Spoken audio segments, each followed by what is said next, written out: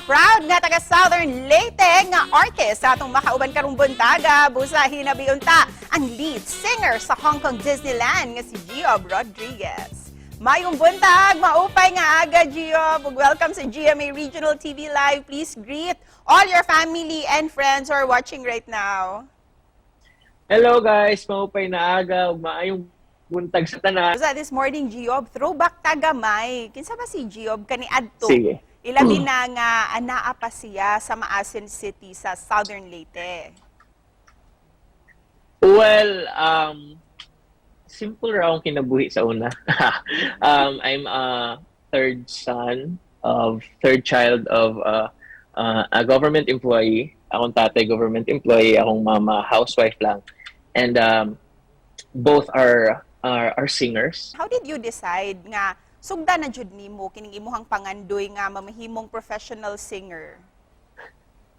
No, actually, this is just by chance. Because parang before, my family and my friends know that hey, mukanta jud ko.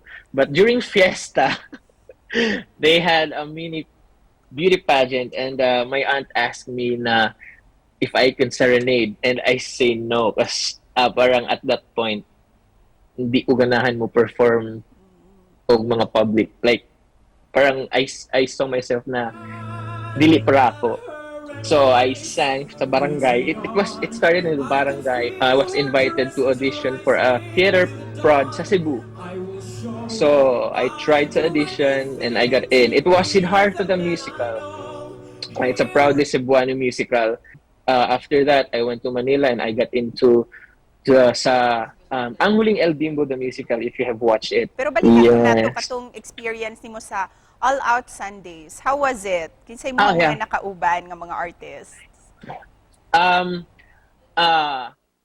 It was 2020, yeah. Gikuha ako as one of the cast sa new segment sa All Out Sundays sa GMA. Every Sunday, it's called Top Secret, a segment there na parang mini musical sitcom. So I worked with Glyza De Castro, Paulo Contis, Kakay Bautista. Can you take us back? Giun sa nimo pag sulod din ha sa Disneyland? I think it's a blessing, you know, because na-cut off akong work sa Manila. GMA 7 was cut off and my regular work sa Resorts World as a singer and performer was also cut off because of the pandemic. After that, I went home sa Leyte and having no jobs at all. It has been parang September. I think September yung audition. Nag-lockdown ang Philippines March. And then, wala ko yung buhat for the entire time na ako sa Leyte. So, wala ko work and it's kinda depressing, di ba? September, they released a poster on Facebook, social media, that they were looking for vocalists for the new show called Follow Your Dreams, the new Castle show. So it was just a 2 days audition.